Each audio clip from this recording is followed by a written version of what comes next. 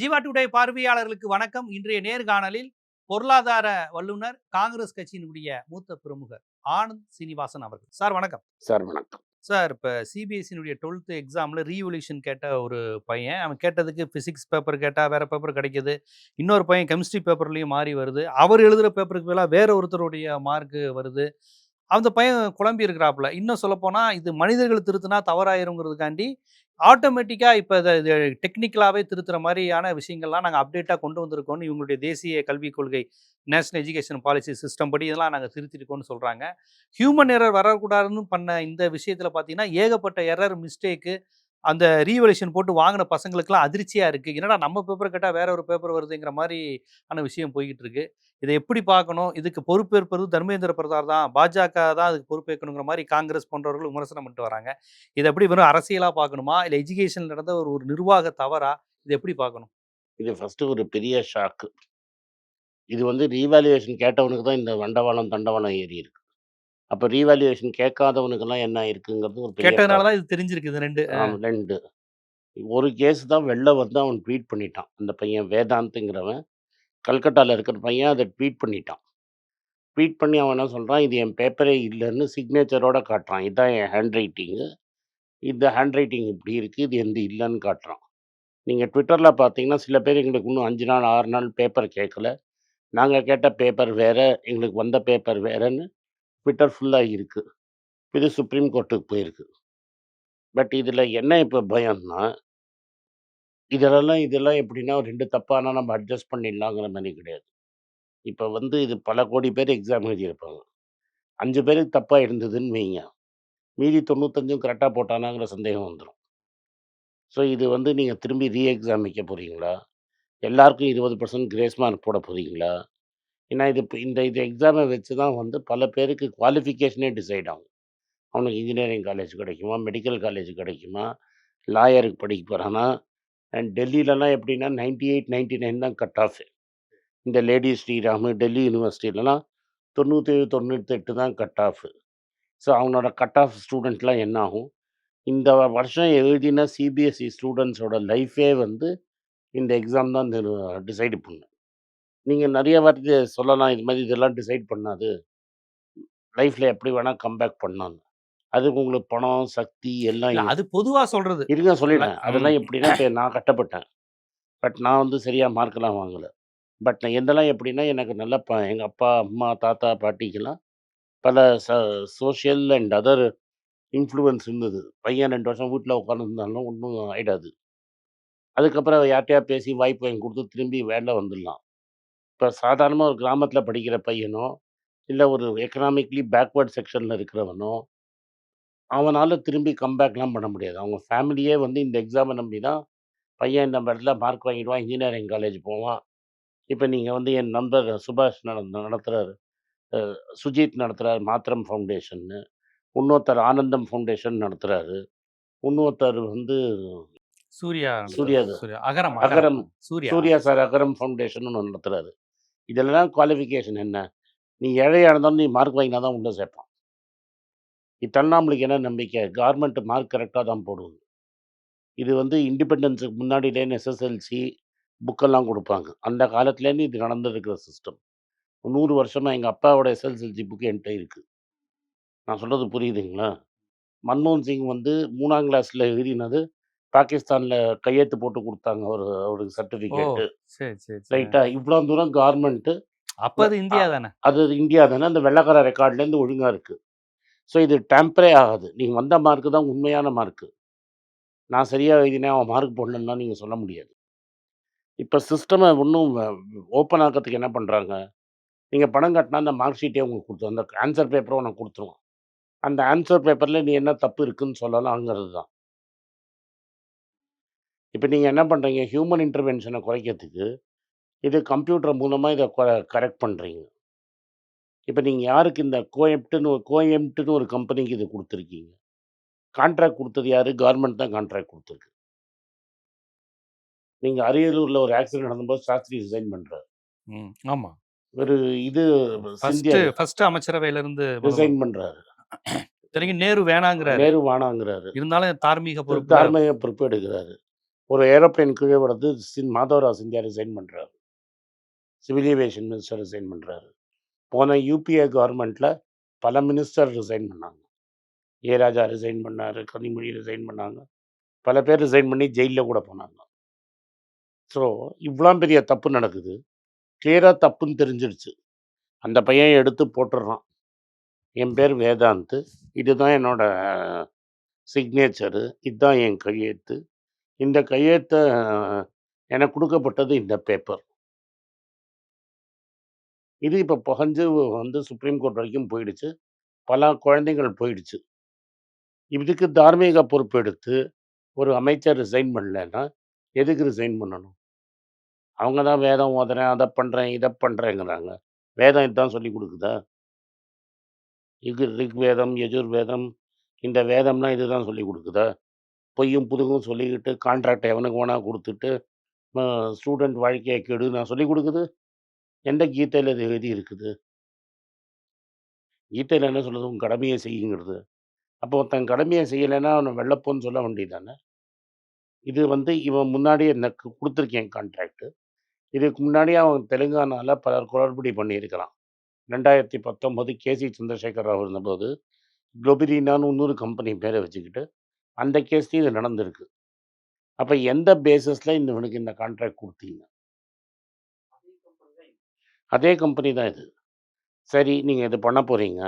8ஆம் கிளாஸு, 9ஆம் கிளாஸு, 10ஆம் கிளாஸு ஸ்டேஜ் பை ஸ்டேஜ் போறாங்க. 8ஆம் கிளாஸ் பேப்பர குடுக்கலாம். 9ஆம் கிளாஸு குடுக்கலாம். செக் பண்ணலாம். ஒரு சின்ன சாம்பிள் சைஸு குடுக்கலாம். சாம்பிளிங் எரர் வருதான்னு பார்க்கலாம். எடுத்த எடுப்புல நீங்க எல்லா 12த்தையுமா குடுப்பீங்க? பிஜேபியில 7ஆம் கிளாஸ் படிச்சாலே சீஃப் மினிஸ்டர் ஆக்கிடுவான். அது வேற விஷயம். அவங்களுக்கு படிப்பு முக்கியம் கிடையாது.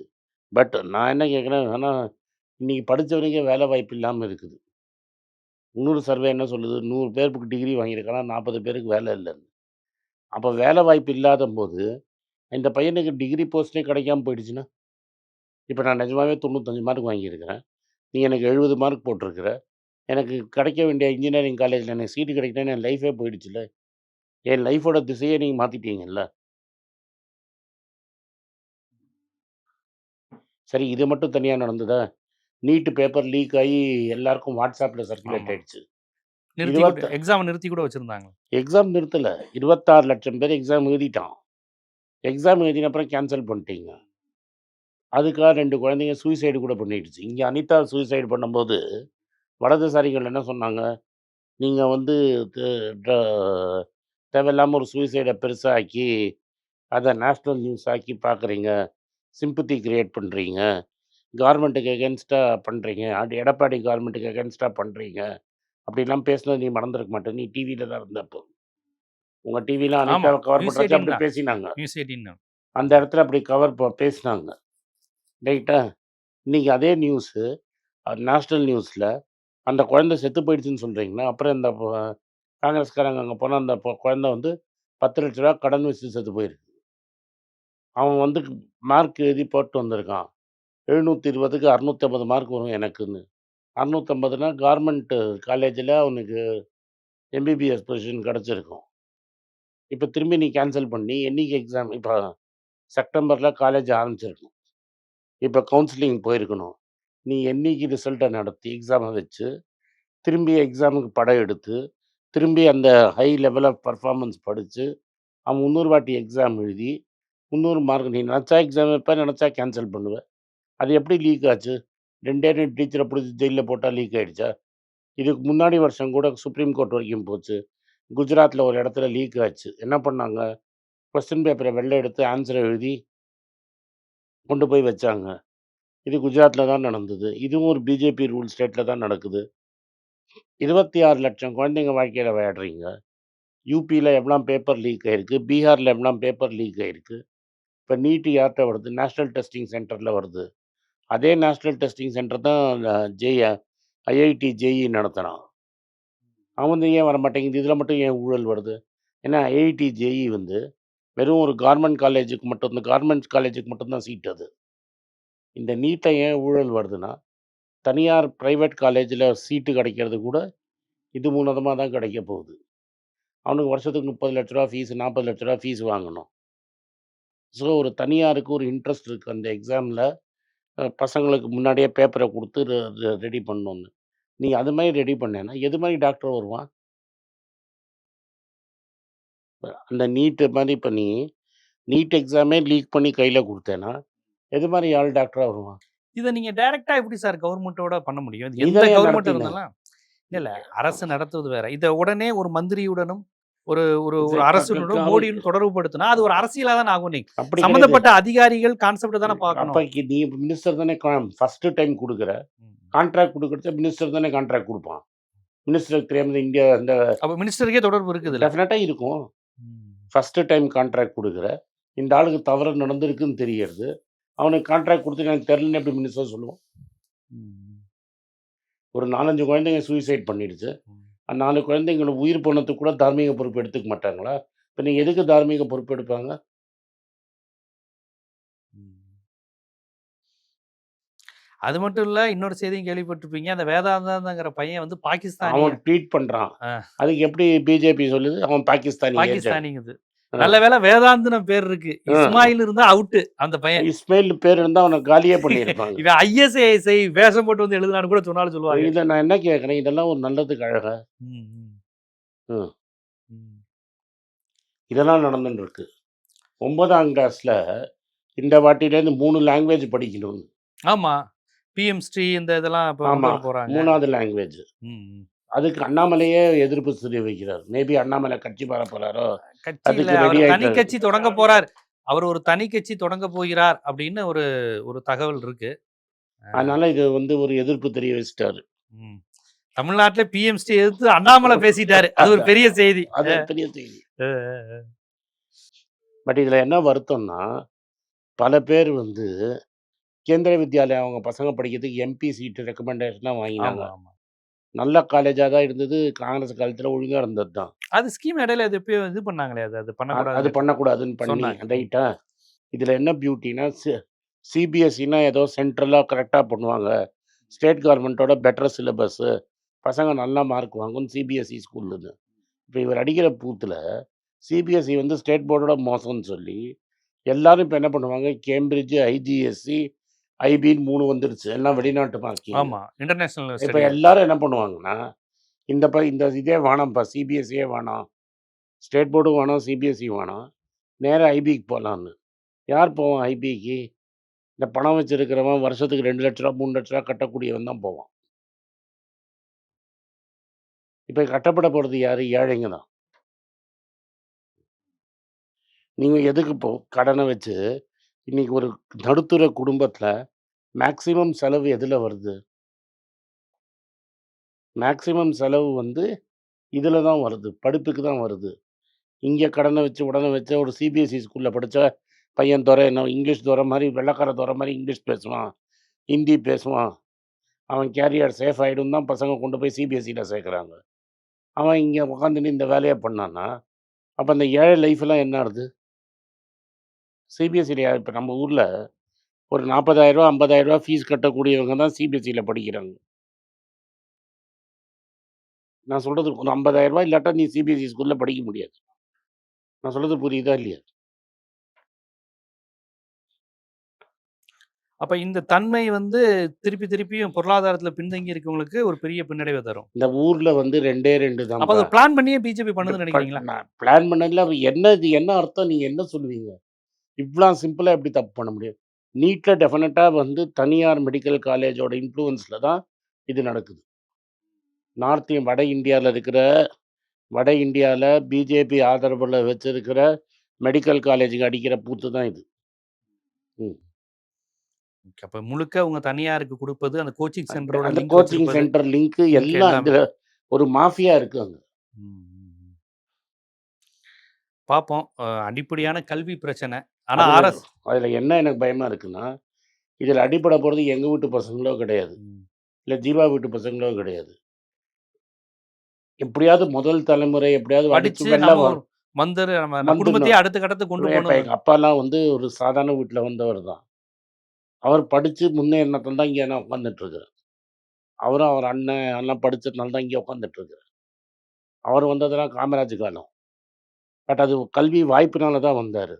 இன்னைக்கு சிவநாடார்னு ஒருத்தர் இருக்கிற ஆமா. ஹெச்சிஎல். அவர் ஓப்பனா சொல்றாரு. ஜிஆர் தாமோதரன் இல்லன்னா, நான் இன்ஜினியரிங் காலேஜே படிச்சிருக்க முடியாது. நான் பிஎஸ்டில இன்ஜினியரிங் காலேஜ் படிச்சிருக்கலன்னா, நான் ஹெச்சிஎல் அனுப்பிச்சிருக்க முடியாது. ஹெச்சிஎல் இல்லைன்னா, நீ பல லட்சம் பேருக்கு வேலை கிடையாது. இந்த ஒரு தமிழர் இந்திய அளவில் இன்னைக்கு பெரிய பெரிய அளவுல நம்ம லெவல்ல இருக்க எல்லாருக்கும் பெருமை தான். அது எதனால வராரு? பிகாஸ் படிப்பு ஒருத்தர் குடுக்கறதுனால தான் வராரு. இன்னைக்கு சுஜித் அதுக்கு அட்டெம்ப்ட் பண்றாரு. இந்த ஆனந்தம் ஒருத்தர் பண்றான் ஒரு மூவ்மெண்ட். சூர்யா ட்ரை பண்றாரு. இவங்கெல்லாம் ட்ரை பண்றாம்போது, மக்கள் இவங்கெல்லாம் கவர்ன்மென்ட் சப்போர்ட் இல்லாம ட்ரை பண்றாங்க. இவங்க பல பேர் வந்து எஜுகேஷனுக்காக ஃபீஸ் கட்டுறாங்க. எல்லாரும் என்ன பண்றோம்? சொசைட்டி முன்னேறிடாதாங்கிற ஒரு ஆசையில தான் இதெல்லாம் செய்றோம். யாராவது ஸ்கூல் ஃபீஸ் இல்லங்க, எனக்கு கட்டத்துக்கு குடுங்கன்னு நம்ம கட்டுறோம். எதுக்கு இந்த சொசைட்டி எப்படியாவது முன்னேறிடாதா? நம்ம வந்த வழியில இவங்கலாம் வந்துர மாட்டாங்களா? அப்படிங்கிறது. அந்த ஆசையிலே மண்ணள்ளி போடுறானேன்னு கேட்கிறேன் நான். இதுதான் வேதம் சொல்லிக் குடுக்குதா?